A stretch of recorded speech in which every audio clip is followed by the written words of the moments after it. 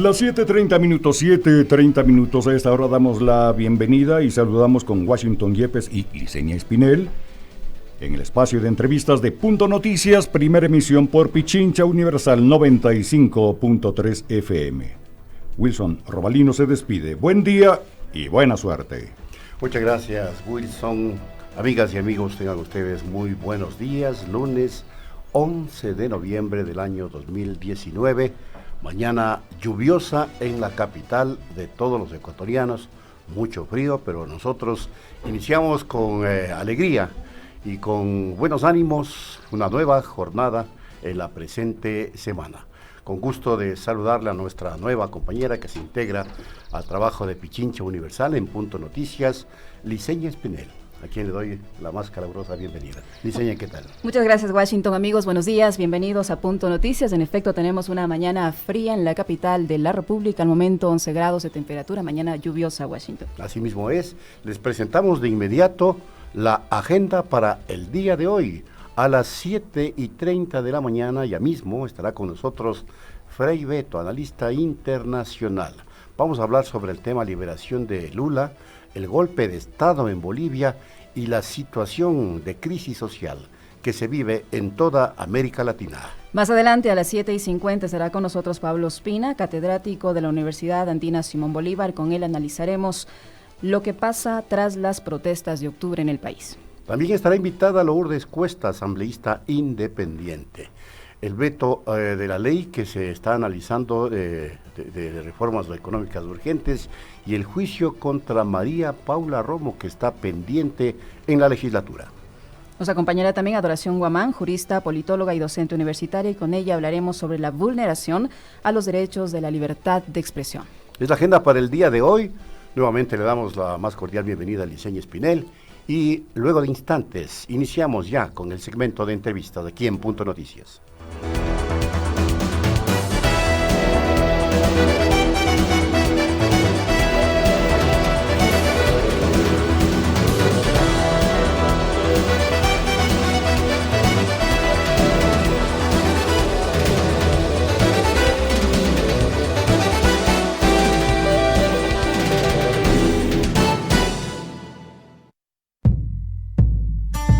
Todos los días en Pichincha Rimay disfrutamos de la vida.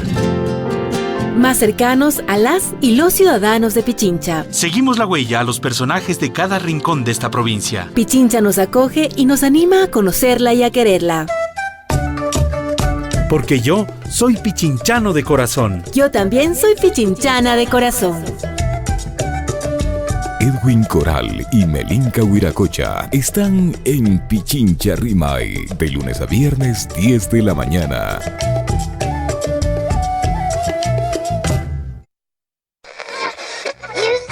Pichincha Universal.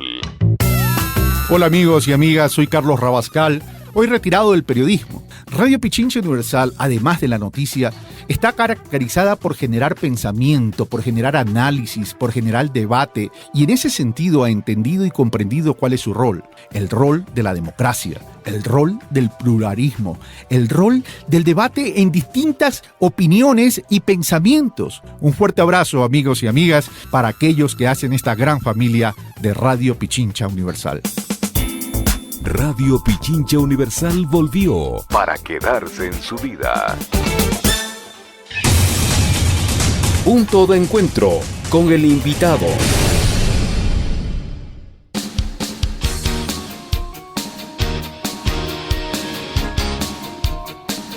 Las 7:34 minutos, 7 horas 34 minutos. Estamos ya conectados vía Skype con Frei Beto, analista, vía telefónica con Frei Beto desde Brasil. Con él vamos a dialogar sobre lo que pasa en América Latina, sobre lo que pasa en Brasil tras la liberación de Luis Ignacio Lula da Silva. Como es de conocimiento, este viernes 8 de noviembre, tras 580 días de encarcelación, el líder del Partido de los Trabajadores, Lula da Silva, quedó en libertad después de que el juez federal Danilo Pereira Jr. así lo dictaminara. Este dictamen se da tras 19 meses en prisión como parte de una condena de 8 años y 10 meses por corrupción. Pero claro, también hay otro tema que está pendiente en América Latina y que tiene mucha preocupación. Iniciamos, Liceña. Así es, Washington. Frei Vieto nos acompaña a través de la vía telefónica y queremos consultarnos qué significa en términos reales para la política de Brasil y la política latinoamericana la libertad de Luis Ignacio Lula da Silva. Buenos días. Buenos días. Primero quiero saludar a toda la gente que nos escucha, este heroico pueblo de Ecuador. Ecuador que yo amo mucho, que estuvo ahí varias veces con los pueblos indígenas, con François Autar, con la gente que siempre ha reivindicado más libertad y más justicia. Quería decir que la libertad de Lula es una conquista del pueblo de Brasil porque es un proceso injusto, no hay pruebas. El propio promotor había dicho, yo no tengo pruebas, pero tengo intuiciones. Y no se puede condenar a nadie por intuiciones. Entonces es un proceso injusto, que no hay pruebas y Lula ahora está libre para hacer política en este país. Vivimos un momento de mucha alegría en ese sentido, pero de mucha preocupación con la política autoritaria del gobierno Bolsonaro. Un gobierno que no tiene ninguna sensibilidad para los temas sociales. Hay un crecimiento de la miseria en Brasil, son 52 millones de brasileños, una cuarta parte de la población que vive en la miseria, que tiene un presupuesto mensual de menos de $90. Entonces nos preocupa mucho esa situación social y sobre todo porque una política económica de cortar gasto, que significa cortar inversiones sociales, sobre todo afectando la salud y la educación. Pero no perdemos la esperanza. Seguimos en nuestro proverbio de que hay que guardar el pesimismo para días mejores. Quiere decir, Frei, que la situación en Brasil puede desembocar en momentos determinados con un retorno del progresismo en ese país, cosa que no sucede lamentablemente, y me permite, Frei, hacer esta relación, esta analogía en Bolivia, donde que al parecer fuerzas oscurantistas aparecen con este señor Camacho, que es un remedio de Bolsonaro. Sí, efectivamente hay un retroceso. A pesar de las protestas positivas en Ecuador, en Chile, la victoria de Fernández en Argentina y posiblemente ahora de Frente Ampla en Uruguay, hay un retroceso en Brasil y un golpe militar escancarado, flagrante en Bolivia. Y no se puede admitir el retorno de dictaduras militares en América Latina. En la historia de América Latina ya hemos sufrido muchas dictaduras militares. En 1954, en Guatemala y Paraguay. En 64, en Brasil. En 1968, en Perú. En 1973, en Uruguay y Chile. En 78, en República Dominicana. En 76, en Argentina. En 82, en Bolivia. Y tuvimos los golpes parlamentares que han ponido abajo los gobiernos de Zelaya en Honduras en 2009, de Fernando Lugo en Paraguay en 2016 y también de Dilma Rousseff aquí en Brasil en 2016. Entonces no podemos de ninguna manera aceptar el golpe dictatorial militar de Bolivia. Hay que seguir convocando nuevas elecciones para que el pueblo boliviano decida su futuro y no por las armas. Y también tenemos mucho temor que en Brasil ese retroceso puede pasar, porque Bolsonaro y sus hijos, que son políticos, no tienen ningún amor a la democracia.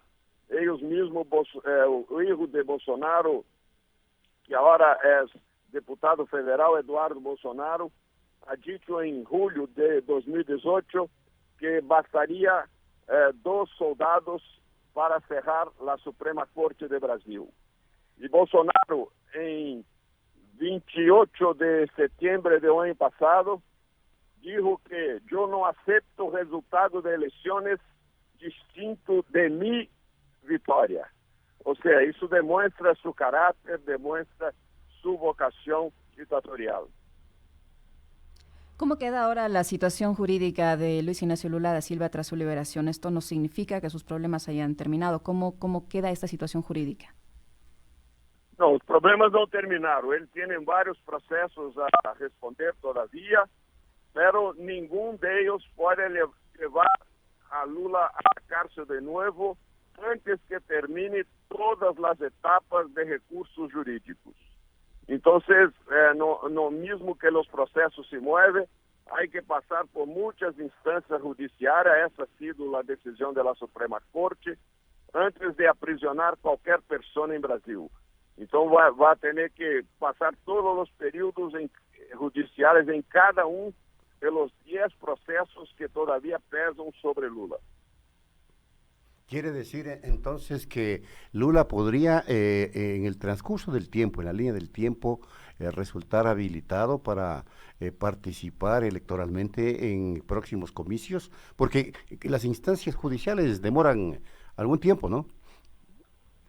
Sí, en los próximos comicios seguro. Él mismo va ahora a hacer un recorrido por Brasil para hablar con la gente, hacer sus manifestaciones. Posiblemente va a poder ser candidato en las elecciones presidenciales de 2022. Entonces esa es nuestra previsión, que Lula todo el mundo sabe que Lula fue encarcelado para no competir en las elecciones presidenciales porque era el candidato preferido de los electores y seguramente iba a ser electo. Entonces lo metieron en la cárcel para evitar que fuese candidato, pero seguramente en 2022 va a poder ser candidato. ¿Cómo afecta al gobierno de Bolsonaro este recorrido que piensa hacer Lula da Silva por algunos sectores de su país y reencontrarse así con su pueblo? ¿Usted cree que esto genera algún tipo de efecto negativo en el gobierno de Bolsonaro? Sí, claro, Bolsonaro está muy aburrido con la libertad de Lula, muy aburrido de Lula volver al pueblo y hacer ese recorrido por el Brasil, pero todavía solamente ha manifestado su insatisfacción. No hay ninguna medida para limitar la movilidad de Lula y el mismo discurso. Y Lula tiene sido muy duro en sus discursos, denunciando el fracaso de la política económica de Bolsonaro, denunciando el carácter autoritario de este gobierno y sobre todo denunciando el partidarismo de los jueces y promotores que le condenaron, porque no condenaron a otros y sobre todo porque no han presentado pruebas convincentes de las acusaciones que le hacen. La liberación de Lula, sin lugar a dudas, Frei, contribuye a expandir el pensamiento progresista en América Latina, que ha tenido un despertar importante en estas últimas semanas y meses en varios países. Comenzó en Ecuador con la protesta indígena, luego se extendió a Chile con una protesta que continúa hasta hoy, y luego las elecciones en Argentina que dieron el retorno al progresismo con los Fernández a la cabeza, la liberación de Lula. Pero algo que opaca y que podría poner en peligro a la región es lo que acaba de suceder en Bolivia, este golpe de Estado. Mientras todo esto sucedía en América Latina, al parecer la CIA actuó como sabe hacerlo y programó este golpe de Estado que luego podría irradiarse como mal ejemplo, cosa que ya estamos casi preveyéndolo, a Venezuela, que espera inclusive en el extremo una suerte de intervención militar de Estados Unidos. Bueno, yo pienso que la reacción internacional a ese golpe en Bolivia va a desmascarar ese gobierno, no va a poder seguir como un gobierno golpista militar ahí en Bolivia. Yo espero que va a ser una situación provisoria, que se convoquen nuevas elecciones, que se mantenga Evo Morales en libertad, porque yo siempre digo, ¿por qué jamás hubo golpe militar en Estados Unidos? Porque no hay en Washington una embajada americana. En todos los países de América Latina hay embajada americana y golpes militares. Sabemos hoy que los gobiernos de Estados Unidos, Israel y Brasil están por detrás del golpe de ahí en Bolivia. Entonces, hay que hacer muchas movilizaciones internacionales. Es la única manera de presionar y evitar que Bolivia venga de nuevo, después de tantas dictaduras que tuvo ahí, de nuevo venga a ser gobernada por militares que no tienen ningún vínculo con la democracia. ¿Cómo observa usted el papel que ha jugado la Organización de Estados Americanos en toda la crisis de Bolivia? Yo siempre pienso que la OEA siempre sigue los dictámenes de la Casa Blanca. La OEA ha vacilado mucho, sabe, no actúa por intereses del pueblo de América Latina, actúa por los intereses de la Casa Blanca. No me gusta de ninguna manera la forma como la OEA ha perdido su soberanía, su independencia, su moral. No tiene moral para actuar en América Latina. O que hace en Cuba, o que hace en Nicaragua, o que hace en Venezuela, demuestra que la OEA es totalmente manipulada por la Casa Blanca. La pregunta es un tanto compleja, Frei. ¿Hizo bien Evo Morales en renunciar, dada la situación de su país? Sí, yo creo que Evo no debía tener renunciado. Claro, no estoy ahí, no entiendo la coyuntura interna, mas creo que debía tener resistido para dejar claro que era un golpe y una deposición de él, y no por su iniciativa. Pero es muy difícil hacer un juicio así de distancia, no sé los motivos que llevaron a esto. Mas, en princípio, creo que devia haber reaccionado como Allende en Chile, mismo con riesgo de perder la vida. El expresidente Evo Morales ha denunciado que fueron secuestrados familiares del equipo de su gobierno, además de que se incendiaron propiedades, casas de gente que trabajaba para su gobierno, y que eso un poco forzó a la decisión de retirarse del poder a él y también a muchos de sus ministros. ¿Usted cree que fue no tenía otra alternativa? Estaba acorralado, era un presidente acorralado. Sí, entiendo perfectamente, pero yo creo que, sabe, por el simbolismo que tiene Evo, yo preferiría que él no tuviese firmado la renuncia, tuviese de alguna manera resistido, quizás simbólicamente, pero resistido. Ahora, México, Argentina, Nicaragua y obviamente los países de tinte progresista han denunciado el golpe de Estado, pero no lo han hecho otros países que callan hasta de manera cómplice, Frei. Caso ecuatoriano que hasta ahora no dice absolutamente nada. ¿Qué opina? No, es una vergüenza esto, es una vergüenza, porque son países que al calarse, silenciarse en ese momento, demuestran su vocación autoritaria, su desprecio a la democracia, o sea, de no respetar la voluntad del pueblo y siempre recurrir o a los militares o a las medidas de Fundo Monetario Internacional, de Banco Mundial, neoliberales, que solamente resultan en miseria y pobreza para el pueblo de América Latina. Pero el doble estándar es lo que más preocupa, ¿acaso, Frei? Mientras se condenaba la violencia que eventualmente se puede haber dado por los manifestantes en Ecuador o en Chile, ahora no dicen absolutamente nada de lo que está pasando en Bolivia con una violencia extrema, donde se queman casas, se golpea a dirigentes políticos, se asalta inclusive a familiares del propio expresidente a esta hora, Evo Morales. ¿Cómo analizar ese doble estándar? Doble fase, doble cara. O sea, la gente capitalista, autoritária, sabe, golpista, por isso são cúmplices dessa situação. Hay que reaccionar. Aquí mismo en Brasil, cuando hubo las manifestaciones de los indígenas en Ecuador contra este gobierno neoliberal injusto de Lenín Moreno, la grande mídia no ha noticiado quase nada. Eram notícias muito pequenas nos periódicos, comentários muito rápidos em la televisão, mas não ha dado o espaço que haviam dado antes a las manifestaciones en Venezuela contra Maduro.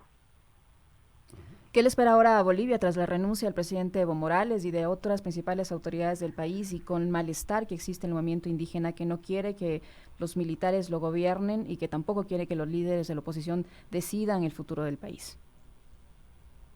Sí, yo temo que Bolivia va para la guerra civil, porque mucha gente, sobretudo pueblos indígenas, apoyadores de Morales, no van a aceptar este golpe. Es grave lo que dice. La medida de conciliación sería convocar nuevas elecciones inmediatamente, como propuso el propio Evo ayer.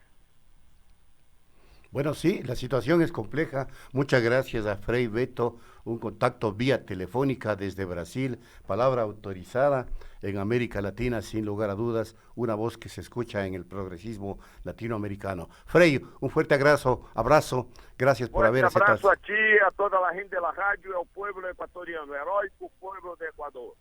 Gracias nuevamente, un abrazo, 7:50. Hacemos la pausa, amigas y amigos, y volvemos con más.